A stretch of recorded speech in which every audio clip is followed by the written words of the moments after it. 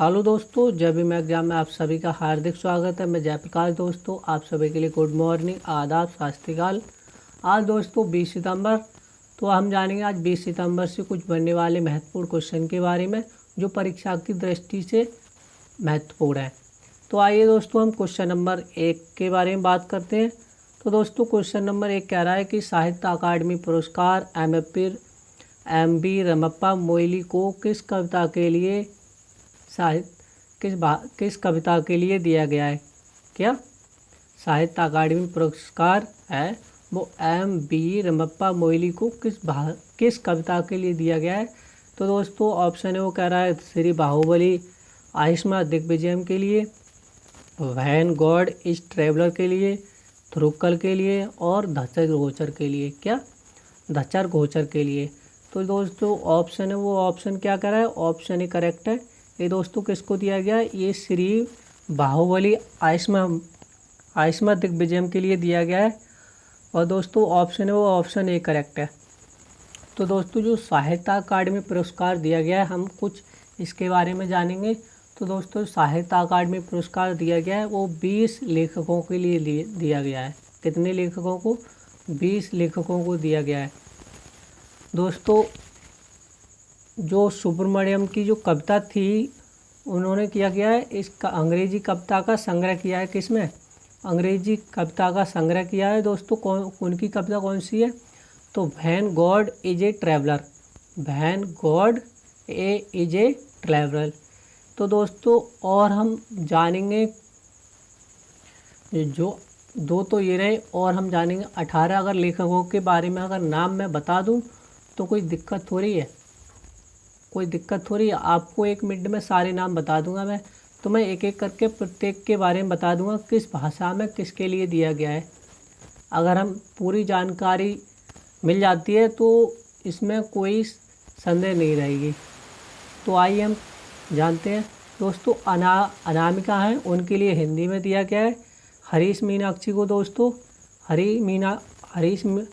हरीश मीनाक्षी है उसको दोस्तों गुजराती में दिया गया है। और आर.एस. भास्कर को दोस्तों कोंकणी में दिया गया है। और दोस्तों इरुगवन देवन को दोस्तों मणिपुर में दिया गया है। और रूपचंद हसंदा इन्हें दोस्तों सैंतल में दिया गया है। और निकलेश्वर को तेलुगु में दिया गया है। और नंदा खैर को दोस्तों मराठी में दिया गया है। और हरिश्चंद्र शर्मा गौतम को दोस्तों इन्हें संस्कृत में दिया गया है। और दोस्तों इमेया को तमिल में दिया गया है।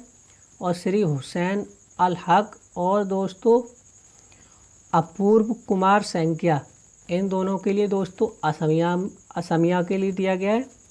और धनीधर ओबरी को दोस्तों बोडो भाषा के लिए दिया गया है। और हृदय कौशल भारती को कश्मीरी भाषा के लिए दिया गया है। और कमलकांत झा इन्हें दोस्तों सैंतली भाषा के लिए दिया गया है। और दोस्तों गुरुदेव सिंह रूपड़ा इन्हें दोस्तों पंजाबी भाषा के लिए दिया गया है। और दोस्तों ज्ञान सिंह को डोगरी भाषा के लिए दिया गया है। और जीतू लालवानी को दोस्तों सिंधी भाषा के लिए दिया गया है। और मणिशंकर मुखोपाध्याय के लिए दोस्तों बंगाली भाषा के लिए पुरस्कार दिया गया है।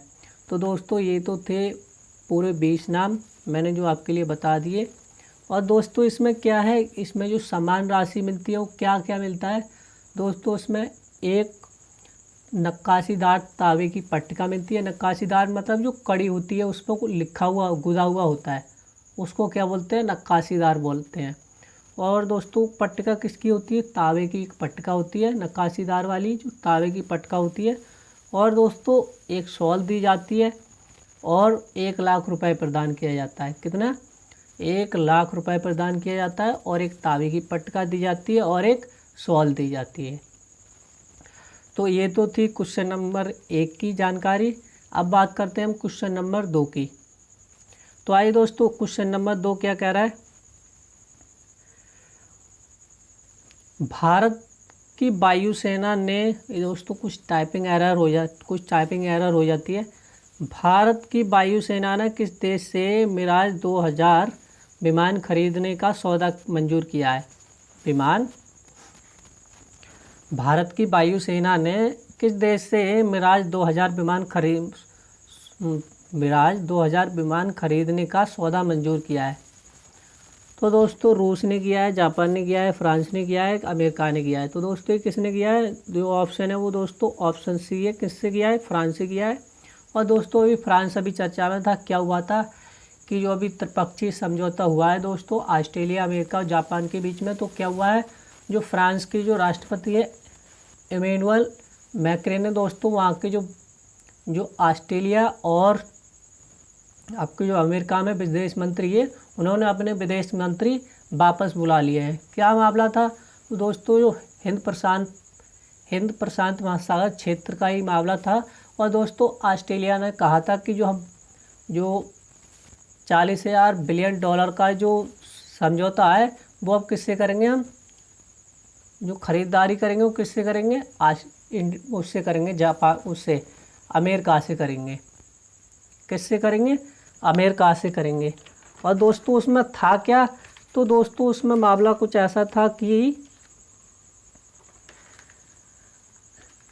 मामला क्या था दोस्तों, ऑस्ट्रेलिया ने फ्रांस से कितने डॉलर की पनडुब्बी का सौदा किया था दोस्तों? 40 बिलियन डॉलर का समझौता किया। वो समझौता क्या कर दिया? रद्द कर दिया। वो समझौता किससे किया है? अमेरिका से ऑस्ट्रेलिया पनडुब्बी खरीदेगा। तो इसीलिए वहाँ के जो राष्ट्रपति ने अपने विदेश मंत्रियों को वापस बुला लिया।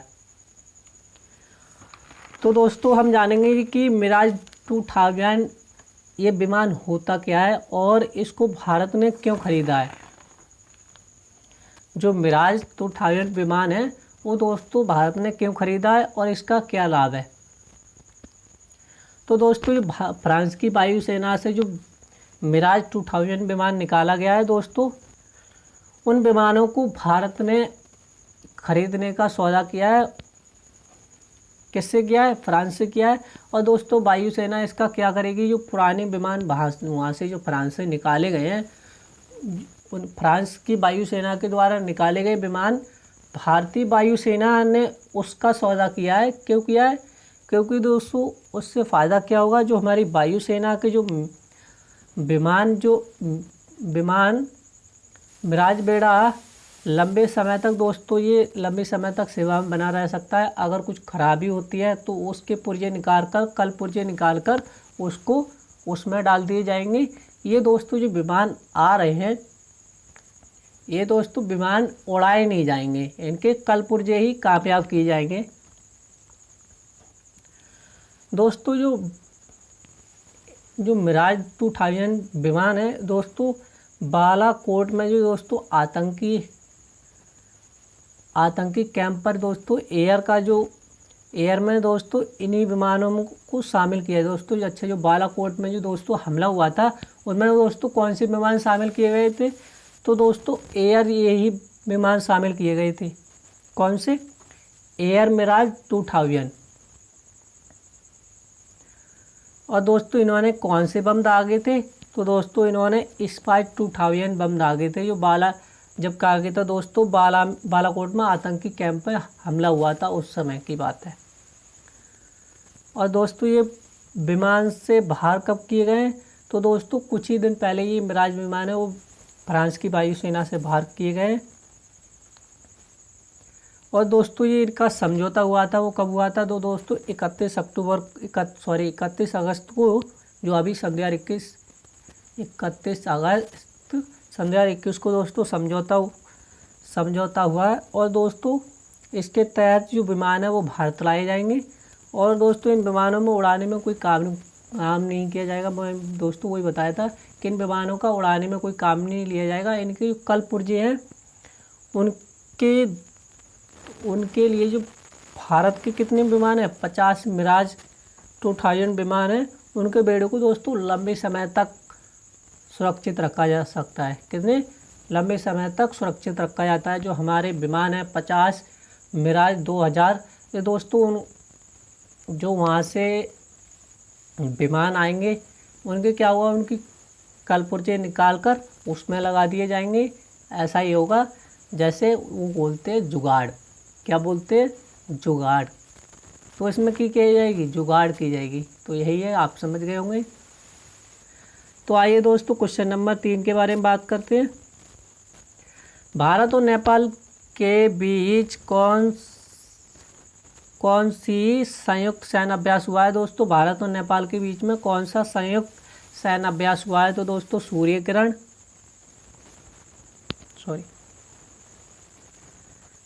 किरण, खंजर, जायद तलवार, और इनमें से कोई नहीं। तो आपको ऑप्शन दिख रहा है, वो ऑप्शन ही करेक्ट है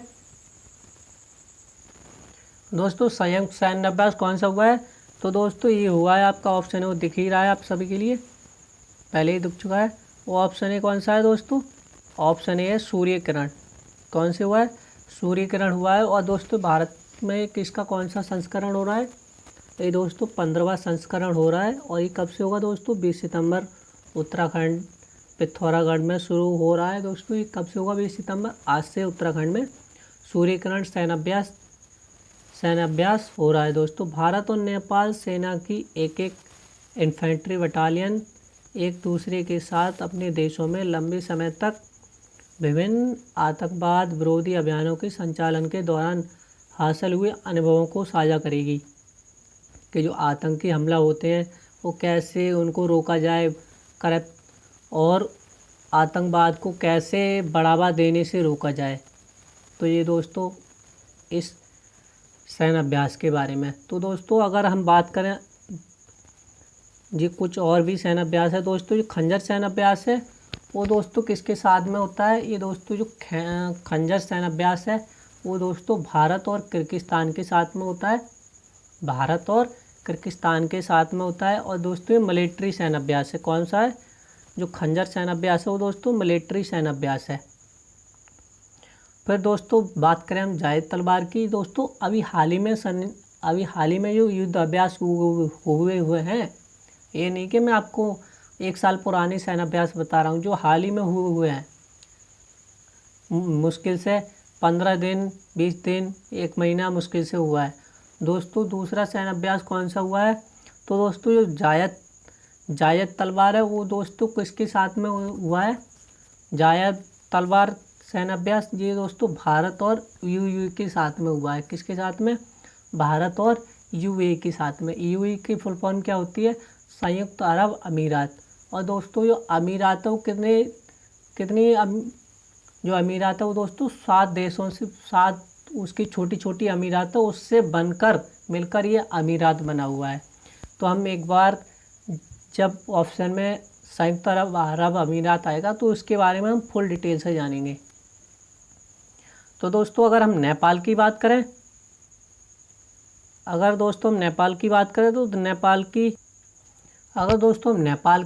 तो नेपाल की राजधानी क्या है? काठमांडू है। और दोस्तों किस नदी के किनारे है? ये दोस्तों बागमती नदी के किनारे। कौन सी नदी के किनारे? बागमती नदी के किनारे। मैं कुछ दोस्तों नेपाल के बारे में कुछ आपके लिए बता रहा हूँ। उसकी मुद्रा दोस्तों क्या है? वो नेपाली रुपया है। और दोस्तों राष्ट्रपति कौन है? जो विद्या देवी भंडारी है। वो दोस्तों अब क्या होगा? दोबारा इलेक्शन होगा, वहाँ पर दोबारा इलेक्शन होगा। जो दोस्तों राष्ट्रपति हैं वो विद्या देवी भंडारी हैं। और दोस्तों इलेक्शन के बाद जो इलेक्शन हुआ है उसमें दोस्तों जो प्रधानमंत्री बने वो कौन बने? वो दोस्तों शेख बहादुर देउवा प्रधानमंत्री बने हैं नए। और दोस्तों इससे पहले प्रधानमंत्री थे वो कौन थे? केपी सिंह ओली थे। और उन्होंने जो हमारे कुछ क्षेत्र के जो दर्रे थे, कुछ प्रमुख दर्रे थे, वो दोस्तों अपने उन क्षेत्र में दिखा दिया था। किसमें क्या किया था? हमारे कुछ दर्रे थे उन्होंने अपने मैप में दिखा दिए थे। तो कुछ ये पेचीदा मामला भी हमारे नेपाल और भारत के बीच में हुआ था। फिर उसके बाद में ये मामला समिट गया। अब कोई समस्या नहीं है, क्योंकि जो हमारे मैप में है वो तो हमारे ही रहेंगे ना, उस समय के बटे हुए अंग्रेजों के द्वारा। तो दोस्तों अब नेपाल में कितने प्रांत हैं? तो दोस्तों नेपाल में 7 प्रांत हैं और 77 ज़िले हैं। कितने हैं? 7 प्रांत हैं और 77 ज़िले हैं। और दोस्तों नेपाल के भारतीय राजदूत कौन है? तो दोस्तों श्री विनय मोहन कात्रा, ये दोस्तों नेपाल में भारतीय राजदूत है। और दोस्तों अगर कॉलिंग का कोड की बात की है, जो हमारा फ़ोन नंबर कोड होता है 10 घर के इंडिया का 91 है, और वहाँ का दोस्तों 977 है। कितना है? 977 है। और दोस्तों नेपाल की स्थापना कब हुई थी? तो हम बता दें कि आपको नेपाल की स्थापना 25 सितंबर 1768 में हुई थी। 25 सितंबर 1768 में हुई थी। और पृथ्वीराज किसके द्वारा हुई थी? राजा पृथ्वीराज नारायण सिंह के द्वारा। किसके द्वारा हुई थी? राजा पृथ्वी सिंह नारायण के द्वारा, नारायण शाह के द्वारा, सॉरी, नारायण शाह के द्वारा। क्वेश्चन में पूछ सकता है कि नेपाल की स्थापना किसके द्वारा हुई थी? तो राजा, अगर ऑप्शन में दे रखा है आपको राजा पृथ्वी सिंह नारायण शाह के द्वारा, तो ऑप्शन करेक्ट हो जाएगा। और दोस्तों नेपाल के कुछ राजकीय चिन्हों के बारे में बात करेंगे। तो राजकीय चिन्ह के बारे में बात करते हैं दोस्तों। पक्षी होता है वो बर्ड, हिमालयन मोनाल होता है, हिमालयन मोनाल होता है। पोशाक की बात करें तो यहाँ पर डोरा सुनवाल, ये दोस्तों पुरुषों के लिए होती है। और गाने चोली जो आप देखते हैं वो महिलाओं के लिए होती है। मैं आपको उसकी तस्वीर भी आपको साझा करके दिखाऊंगा पूरा, जब आपके लिए इसको एडिट किया करूँगा। तो इसको जब कुछ पूरा इसके लिए पिक्चर वाइज इसको दिखाऊंगा आपके लिए कि गाने चोलो पुरुष के लिए, जो गाने चोली होता है जो महिलाओं के लिए होता है। और डोरा सुरावल, इसमें क्या होता है दोस्तों, एक शॉल ओढ़ते हैं, शॉल ओढ़े हुए दिखाया जाता है, और उसकी परंपरा है। क्या है उनकी? वो परंपरा है। अब पशु क्या है? वो दोस्तों गाय है। और फूल है वो दोस्तों लाली गुरुस का फूल है, लाली गुरुस का फूल है। और राष्ट्रीय खेल कौन सा है दोस्तों? वॉलीबॉल है, जिसमें 6 खिलाड़ी होते हैं। और नेपाल की सीमा दोस्तों किससे लगती है? उत्तराखंड से लगती है, बिहार से लगती है, सिक्किम से लगती है, और पश्चिम बंगाल से लगती है। दोस्तों उसकी सीमा लगती है, वो कितनी लगती है, किन किन से लगती है? उत्तर प्रदेश, उत्तराखंड, आपका बिहार, सिक्किम और पश्चिम बंगाल से कितनी सीमा लगती है? 1751 किलोमीटर सीमा लगती है। और दोस्तों सबसे ज़्यादा सीमा लगती है वो किसकी लगती है? हमारे देश की सीमा सबसे ज़्यादा किस देश से लगती है? तो दोस्तों बांग्लादेश से लगती है। कितनी लगती है? 4096 किलोमीटर। क्या लगती है? 4096 किलोमीटर। और दोस्तों जो माउंट एवरेस्ट है, जो नेपाल और चीन के बीच में है, उसे दोस्तों चीन, उसको नेपाल में किस नाम से जाना जाता है? तो सागर माता के नाम से जाना जाता है। और दोस्तों चीन में किस नाम से जाना जाता है? तो चोमू लुंगमा के नाम से दोस्तों चीन में जाना जाता है। तो ये तो थी थोड़ी मैं आपके लिए बताऊंगा, और आपको फुल डिटेल में सारी इसको लिख के आपके लिए वीडियो प्रोवाइड कराऊंगा क्वेश्चन वाइज में ही। तो आइए क्वेश्चन नंबर 4 के बारे में बात करते हैं दोस्तों। हिंदी अनुवाद के लिए साहित्य अकादमी पुरस्कार किसे दिया गया है? हिंदी अनुवाद के लिए साहित्य अकादमी पुरस्कार किसे दिया गया है? तो दोस्तों किसे दिया गया है? श्रीनाथ पेरूर को, टी.एस. राघवन को, और पुष्पोतो मुखोपाध्याय को, या R.S. भास्कर को। तो दोस्तों ऑप्शन बी लग रहा है करेक्ट है, तो ऑप्शन बी करेक्ट है, आपको उत्तर में भी दिख रहा है। तो दोस्तों ऑप्शन बी है। उन्हें दोस्तों किसके लिए दिया गया है? तो दोस्तों उनकी एक ध्रुवकल कविता है, जिसका उन्होंने हिंदी भाषा में अनुवाद किया है। जो ध्रुवकल कन्नड़ भाषा थी, उसको कन्नड़ कविता दोस्तों इसका हिंदी में संग्रह किया है। तो उनके लिए क्या दिया गया है? साहित्य अकादमी पुरस्कार दिया गया। और दोस्तों इसमें कितनी धनराशि दी जाती है? तो इसमें दोस्तों 50,000 धनराशि दी जाती है अनुवाद करने के लिए, किसी भाषा को दूसरी भाषा में कन्वर्ट करने के लिए। आप इस बात को आप समझ चुके होंगे। तो दोस्तों इसमें 50,000 रुपये दी जाती है, और एक तावे की पट्टिका दी जाती है, और एक शॉल दी जाती है। जो किस में दी जाती है? जो कविताओं के लिए दी गई थी। उस पहले ही दोस्तों क्वेश्चन नंबर 1 आया था, उसमें दोस्तों कितनी दी गई थी? 1 लाख रुपए दिया गया था, एक तावे की पट्टिका दी गई थी, और एक शॉल दी गई थी। तो वो दोस्तों भाषाओं के लिए दिया गया था। ये जो कविता होती है उसका अनुवाद करने के लिए, किसी भाषा को दूसरी भाषा में कन्वर्ट करने के लिए किसको दिया गया था? तो T.E.S.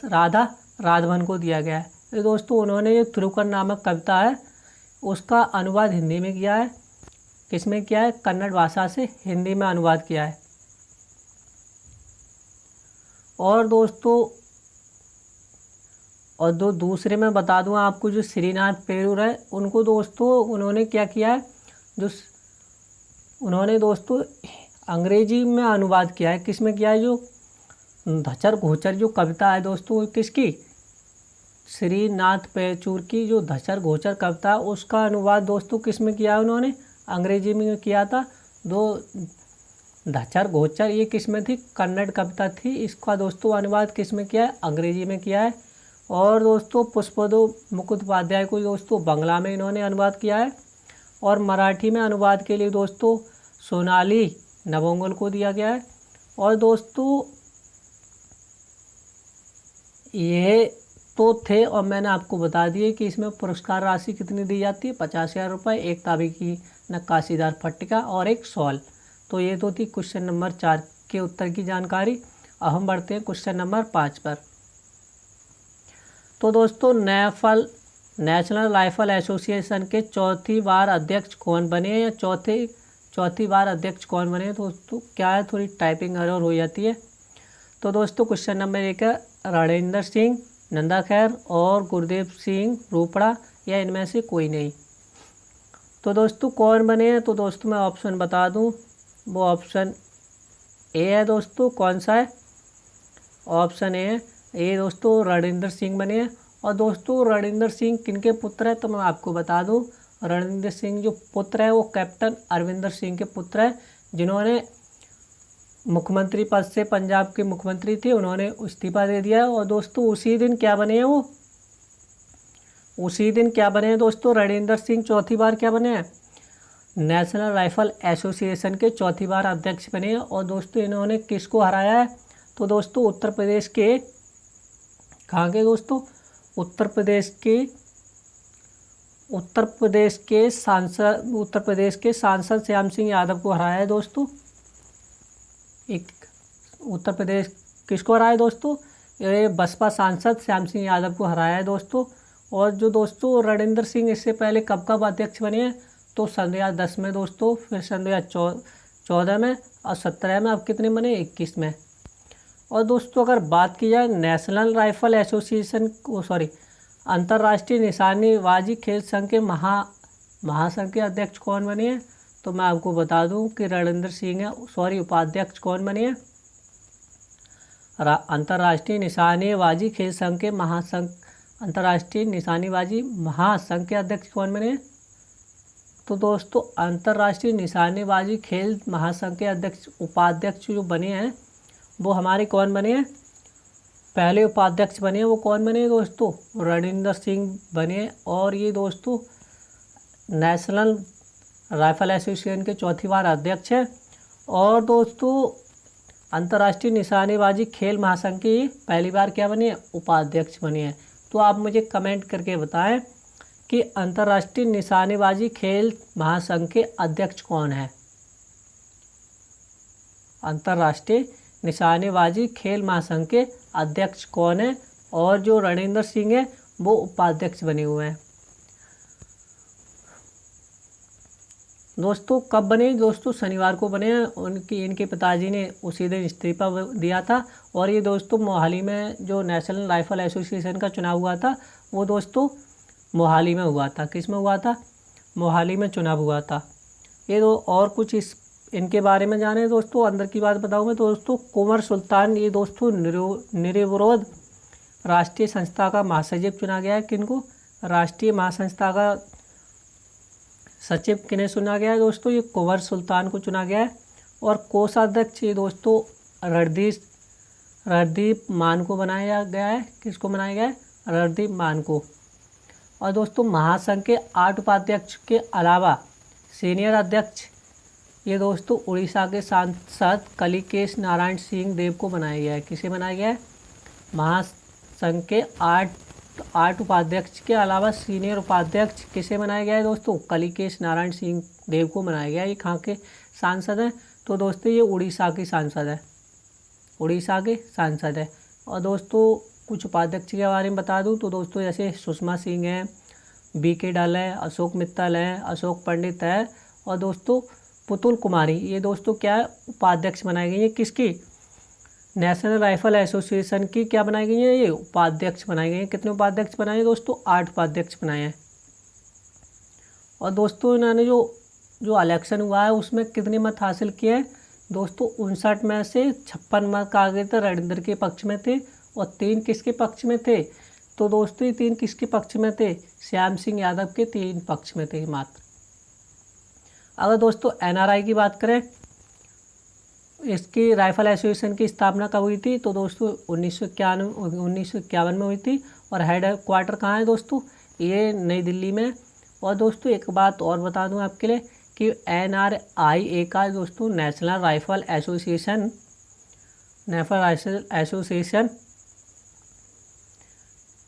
की दोस्तों जो महासंघ की आम सभा में दोस्तों ISSF डिप्लोमा ऑफ ऑनर स्वर्ण शुक्रवार को किसे दिया गया है, तो दोस्तों जो किसे दिया गया है, चौथी बार अध्यक्ष बने हैं दोस्तों, कौन बने हैं आपके, रणेंद्र सिंह को भी ISSF डिप्लोमा ऑफ ऑनर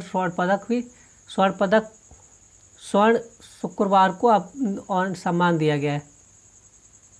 क्या दिया गया है, सम्मान दिया गया है। तो आइए, तो थी दोस्तों क्वेश्चन नंबर 5 की जानकारी। अब बढ़ते हैं हम क्वेश्चन नंबर 6 पे। राम मंदिर निर्माण के लिए कितने देशों से जल लाया गया है, तो दोस्तों जो राम मंदिर हमारा बनना है उसमें दोस्तों निर्माण के लिए कितने देशों से जल लाया गया है, तो 105 है, 116 है, 117 और ऑप्शन है 115। तो ऑप्शन डी है करेक्ट है, 115 देशों से क्या लाया गया है दोस्तों, ये जल लाया गया है राम मंदिर निर्माण के लिए। जो हमारे देश के जो विभिन्न राजपूत है उनके द्वारा दोस्तों क्या लाया गया है, जल लाया गया है। कितने महाद्वीपों से, तो दोस्तों 7 महाद्वीपों से। और इसकी जानकारी हमें किसने दी है, तो दोस्तों जो राजनाथ सिंह ने शनिवार को इसकी जानकारी दी है। और दोस्तों कितने देशों से लाया गया है, तो दोस्तों मैंने आपको बता दिया है कि दोस्तों 115 देशों से जल लाया गया है। कौन कौन से, जैसे डेनमार्क है, फिजी है, नाइजीरिया समेत जो अनेक देशों में जो हमारे राजदूत है या उच्चायुक्तों के द्वारा इसमें दोस्तों लाया गया है नदियों, झरनों और समुद्रों से। कितने देशों से लाया गया है, 115 देशों से। तो आइए क्वेश्चन नंबर 6 के क्वेश्चन नंबर 7 बात करते हैं दोस्तों। बिग बॉस OTT खिताब किसने जीता है, बिग बॉस OTT खिताब किसने जीता है, तो दोस्तों दिव्या अग्रवाल, निशांत भट्ट या समता शेट्टी या इनमें से कोई नहीं। तो आपको दिख ही रहा है, जो पिक में आपको दिख ही नहीं है वो कौन है, तो दोस्तों ये कौन है दोस्तों, ये दिव्या अग्रवाल है। इन्होंने दोस्तों बिग बॉस OTT खिताब जीता है। कौन सा खिताब जीता है, कौन सा खिताब जीता है, ये दोस्तों बिग बॉस OTT खिताब जीता है दोस्तों, दिव्या अग्रवाल ने जीता है। और दोस्तों मैं बता दूं इसमें कितनी धनराशि दी जाती है, तो दोस्तों इसमें 25 लाख रुपए ट्रॉफी दी जाती है। जो आप देख रहे हैं वो 25 लाख की ट्रॉफी है। और दोस्तों बिग बॉस OTT का कौन सा सीजन हुआ है, तो मैं आपको बता दूं कि क्या होता है, क्वेश्चन आपको घुमा के पूछता है, इसलिए मैं सारी जानकारी आपको बोलकर बता रहा हूँ और किस दिनों के बाद में आपको लिखकर भी बताया करूँगा। तो ये कौन सा सीज़न हुआ है, तो दोस्तों पहला सीज़न हुआ है। और मैं आपको कुछ और बता दूं इसकी जानकारी, तो दोस्तों ये निशांत भट्ट है, जो निशांत भट्ट है, कौन है, जो निशांत भट्ट है वो दोस्तों ये क्या रहे हैं, बिग बॉस OTT में पहले क्या रहे हैं, रनर अप रहे हैं। और दोस्तों समिता शेट्टी हैं, ऑप्शन सी दे रखा है दोस्तों, समिता शेट्टी हैं, वो सेकंड रनर अप रही हैं। और दोस्तों इसकी शुरुआत कब हुई थी, इसकी दोस्तों बिग बॉस OTT की कब शुरुआत हुई थी, तो दोस्तों इसकी शुरुआत हुई थी 8 अगस्त को। और ये कितने लाइव शो चलाए दोस्तों, इसका रिकॉर्ड बनाए 1000 घंटे ये लाइव शो चला है। इसमें क्या होता है दोस्तों, इमोशनल फैक्ट भी आते हैं, गाली गलौज भी देते हैं, लड़ाई भी करते हैं, तो यही इसमें दिखाया गया। आप बिग बॉस सीजन देखते हो ना, वैसे ये बिग बॉस OTT है। और ये किसके द्वारा होस्ट किया गया है, ये किसके द्वारा दोस्तों किया गया है, दोस्तों किसके द्वारा किया गया है, ये दोस्तों मैं आपको बता दूं करण जौहर के द्वारा इसको होस्ट किया गया है। तो आइए क्वेश्चन नंबर 8 के बारे में बात करते हैं। किस बॉलीवुड अभिनेता ने पुलिस कर्मियों के लिए 800 एयर प्यूरीफायर बांटे हैं, तो दोस्तों Sonu Sood, Sunil Shetty, Akshay Kumar, Salman Khan.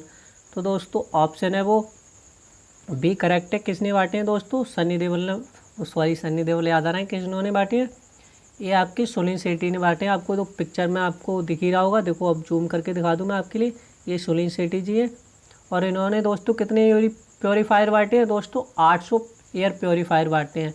Actor Suniel Shetty recently distributed about 800 air purifier that with fight कोविड-19 वायरस विच भी installed at the virus police station. कितने 800 प्योरीफायर क्या होगा ये दोस्तों, कोविड-19 से लड़ने के लिए। अच्छा ये एयर प्योरीफायर होता क्या है, तो दोस्तों हमें क्या होता है, जो एयरीफायर क्या होता है, एक एयर क्लीनर होता है। ये क्या करते हैं,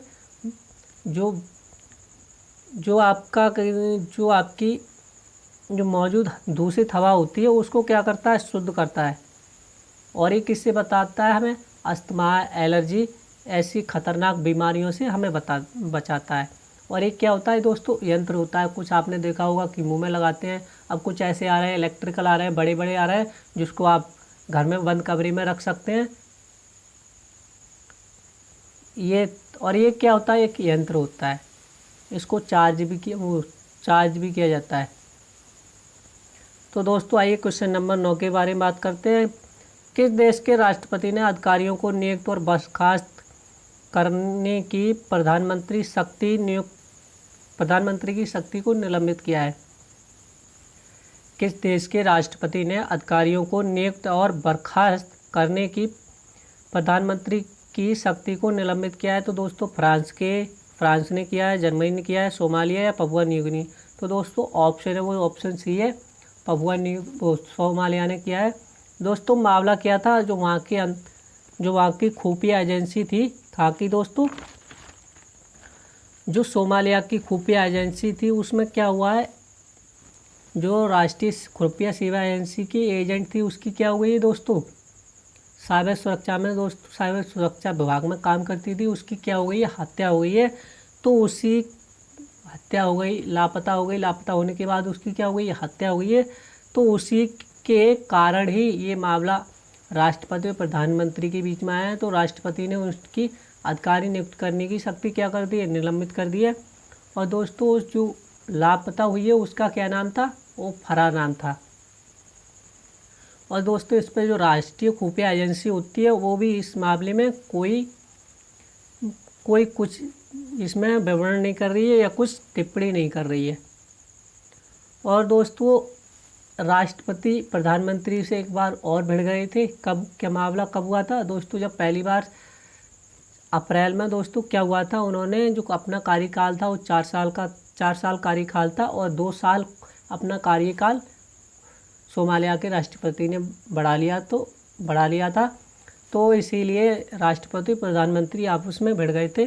और ये मामला कैसा हुआ है, दूसरी बार हुआ है कि एक बार फिर राष्ट्रपति सोमालिया के राष्ट्रपति और प्रधानमंत्री आपस में फिर भिड़ गए हैं।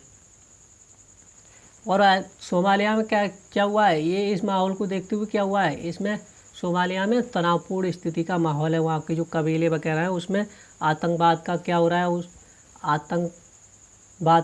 है, बढ़ावा मिल रहा है। अरे जब आपस में देश चलाने वाले व्यक्ति आपस में लड़ेंगे तो आम जनता का क्या होगा, बाहर वाले तो मज़े ही लेंगे ना। तो यही सिस्टम है। तो आइए क्वेश्चन नंबर 10 के बारे में बात करते हैं। दोस्तों कौन सा मंत्रालय 19 सितंबर से एक सप्ताह तक आज़ादी का अमृत महोत्सव मना रहा है? तो दोस्तों कौन सा दिवस है जो 19 सितंबर से एक सप्ताह तक क्या बना रहा है, आज़ादी का अमृत महोत्सव मना रहा है? तो दोस्तों आपको उत्तर दिख रहा है। ये दोस्तों मैं वन लाइनर इसीलिए कर देता हूँ क्योंकि छोटे छोटे फैक्ट्स आ जाते हैं जो आपको बताना भी ज़रूरी रहता है।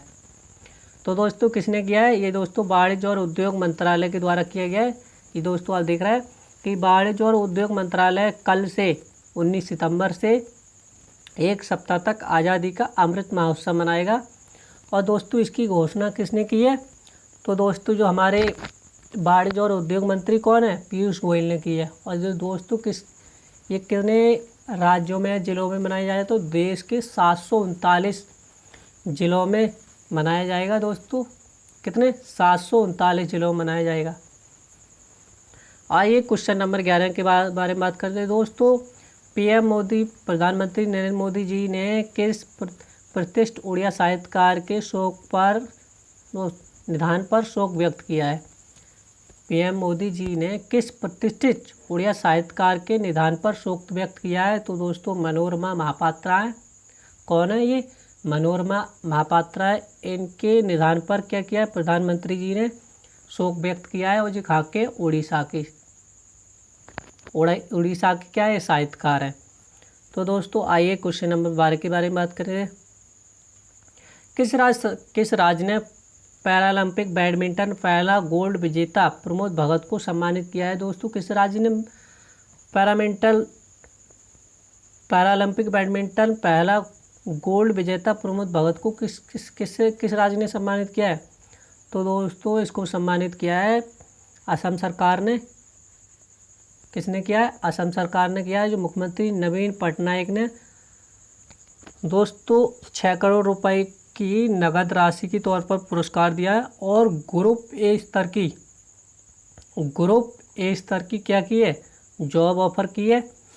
कौन सी? ग्रुप ए स्तर की जॉब ऑफर की है। और दोस्तों अगर आपसे पूछ ले कि आयोजन कहाँ हुआ था, तो दोस्तों कलिंगा स्टेडियम में आयोजित हुआ था। कहाँ हुआ था?